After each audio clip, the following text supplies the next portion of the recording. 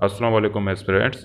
आज हमारा पाकिस्तान अफेयर्स का लेक्चर नंबर 10 है, जिसमें हम पढ़ेंगे सिमुलर डिप्यूटेशन।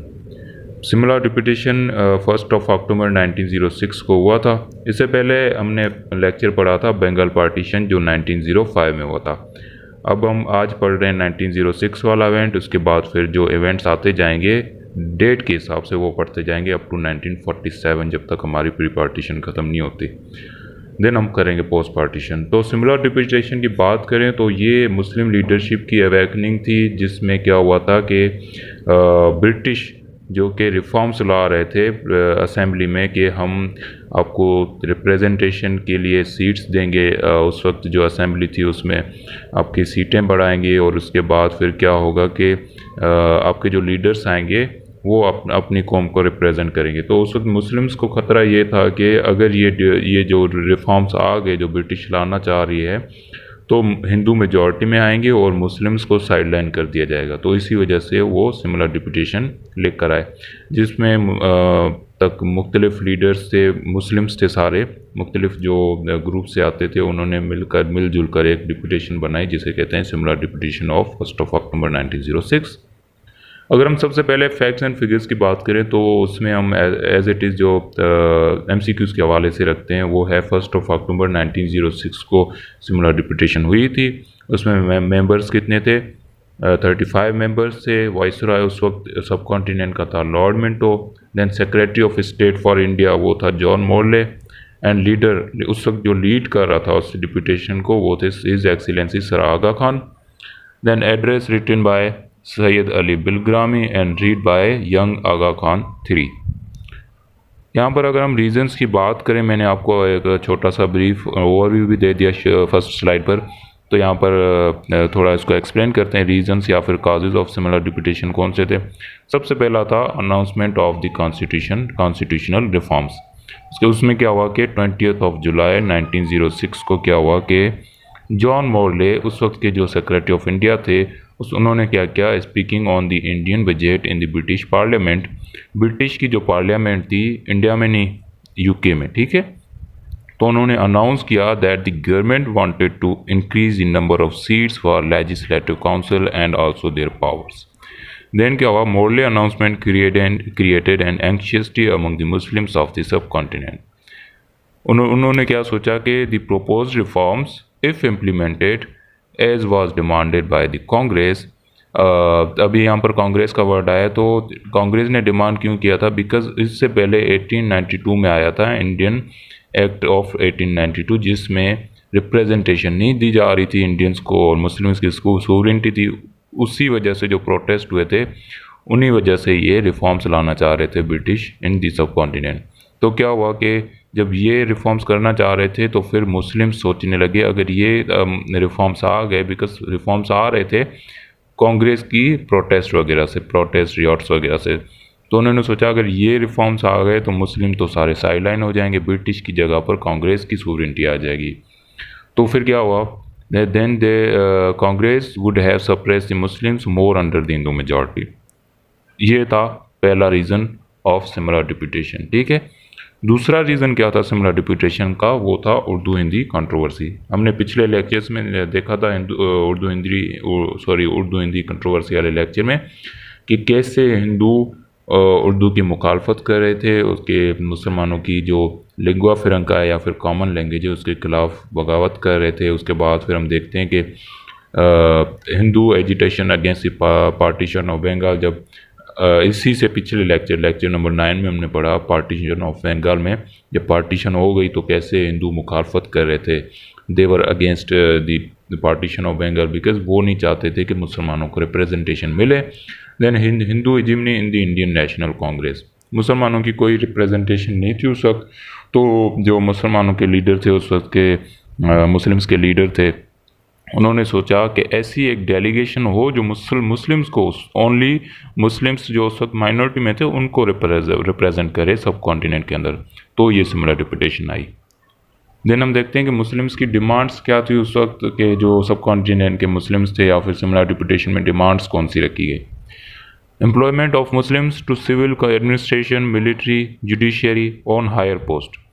अगर यहाँ पर हम देखें कि डिमांड्स की बात कर रहे हैं, तो उस वक्त जो मुस्लिम्स थे उनके पास कोई ऐसी पोस्ट वगैरह नहीं थी जिसमें वो सिविल एडमिनिस्ट्रेशन में कोई पोस्ट नहीं थी या फिर मिलिट्री में।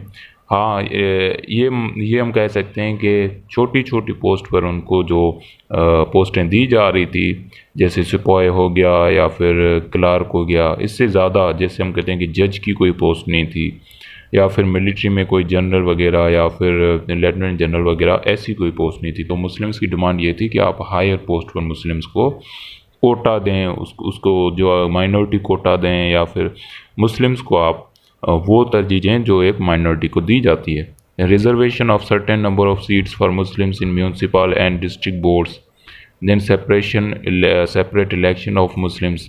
और दूसरी डिमांड ये थी कि मुस्लिम्स के जो इलेक्शंस होते हैं वो सेपरेट होने चाहिए, बिकॉज़ हम देखते हैं कि अभी भी हम यहाँ पर अगर बात करें, एज़ यूजुअल बात करें, तो जो इलेक्शंस होते हैं उसमें मेजॉरिटी होती है जिस इलाके की लोगों की कम्युनिटी की, वही रिप्रेजेंटेटिव जो है वो आता है नेशनल असेंबली या फिर प्रोविंशियल असेंबली के अंदर।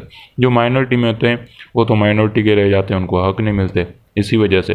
तो उस वक्त मुस्लिम्स थे वो सोच रहे थे कि अगर हमारे जो मुस्लिम्स जो लीडर हैं वो रिप्रेजेंट करेंगे हमें, तो हमें मिल सकते हैं हम अपने राइट्स, ठीक है। Then they demanded for separate elections of Muslims, and then वो जो तीसरी डिमांड थी वो थी aid for the establishment of Muslim universities. उन्होंने ये डिमांड रखी कि मुस्लिम यूनिवर्सिटीज़ के लिए एड दी जाए, ताकि एड मतलब कि हेल्प दी जाए, पैसा दिया जाए गवर्नमेंट के थ्रू, जिससे क्या हो कि मुस्लिम यूनिवर्सिटीज़ बने और मुस्लिम्स की जो परवरिश हो यूनिवर्सिटीज़ के अंदर, एजुकेशन मिले उनको, ताकि वो भी रिप्रेजेंट करें अपनी कंट्री को, ठीक है, अपने कम्युनिटी को। देन हम देखते हैं कि रिज़ल्ट्स क्या निकले। ये हो गए, हमने देखा कि फैक्ट्स एंड फिगर्स देखे, उसके बाद फिर कॉजेज़ देखे, देन हमने देखे इसके डिमांड्स क्या थी मुस्लिम्स की। अब हम देखते हैं रिज़ल्ट्स या फिर आफ्टर मैथ्स क्या हुए। रिज़ल्ट्स जो रहे सक्सेसफुल रहे, मुस्लिम्स को रिप्रेजेंटेशन दी गई पार्लियामेंट के, उसके पार्लियामेंट के अंदर उसके सेपरेट इलेक्शंस भी करवाए गए, और सिविल और एडमिनिस्ट्रेटिव जो ऑफिस थी उसमें भी उनको दिए पोस्ट वगैरह दी गई हायर लेवल पर, ठीक है। एक किस्म से ये डेलीगेशन थी या फिर डिप्यूटेशन थी वो सक्सेसफुल रही फॉर द मुस्लिम्स। देन क्या हुआ, 1909 में Minto Morley reforms for separate electorate of Muslims of India. Then Muslims gained constitutional status first time in history after the decline of Mughal Empire. They got these constitutional status. They can now represent their people on constitutional basis. ठीक है। Then rise of Muslim nationalism, एक किस्म का rise हुआ मुस्लिम nationalism के अंदर। सोच रहे थे अगर हमें ये डेलीगेशन मिल गई है तो हमें अपना सेपरेट मुल्क भी मिल सकता है। That was the first ever realization of Muslim Pakistan movement, ठीक है, two nation theory. Then epitome of Muslim mistrust on Hindus, ये फर्स्ट हिंदुओं ने कब मिसट्रस्ट का जो अपना जो दिखाया गया वी आर अगेंस्ट मुस्लिम्स, वो था पहला इवेंट था वॉर ऑफ इंडिपेंडेंस के बाद उर्दू हिंदी कंट्रोवर्सी में। Then Bengal partition, then this was the last, then that Muslim realise कि हिंदूज आर अगेंस्ट अस, ठीक है, just like British Empire. Then establishment of Muslim League, first political party for Muslims. इसी deputation के बाद जब हम देखते हैं कि मुस्लिम ग्रुप्स के जो मुख्तलिफ ग्रुप्स के जो मुस्लिम लीडर्स हैं वो आए, इस डिप्यूटेशन को पास करवाया, ये पास हो गई, तो उन्होंने सोचा क्यों ना हम एक अपनी पार्टी बनाएं जिसमें हम अपने लोगों की खुद ही रिप्रेजेंटेशन करें इंस्टीड ऑफ हिंदूज, ठीक है। तो फर्स्ट जो मुस्लिम पार्टी बनी ऑन कॉन्स्टिट्यूशनल बेसिस वो सिमला डिप्यूटेशन के बाद बनी, और वो थी मुस्लिम लीग, जो हम पढ़ेंगे नेक्स्ट लेक्चर में। Then last but not the least था हमारे पास emergence of youth leadership in India. जैसे हम बात करते हैं सर आगा खान 3 हो गए, या फिर सैयद बिलग्रामी हो गए, कायद एज़म हो गए, इलामा मोहम्मद इकबाल, ठीक है। देन लास्ट में हम करते हैं ये था हमारा सिमला डिप्यूटेशन, एक छोटा सा लेक्चर था। इसमें जो सबसे लास्ट में मैं हर लेक्चर के कोटेशन रखता हूँ वो यहाँ पर ऐड कर रहा हूँ, आप पढ़ लीजिएगा। उसमें ये IH कुरैशी की कोटेशन है, वो कहते हैं कि this Simla deputation occupies a crucially important place in the history of Muslim India. For the first time the Hindu Muslim conflict was lifted to the constitutional plan. The rift in the society was now to be represented in legal and political institutions.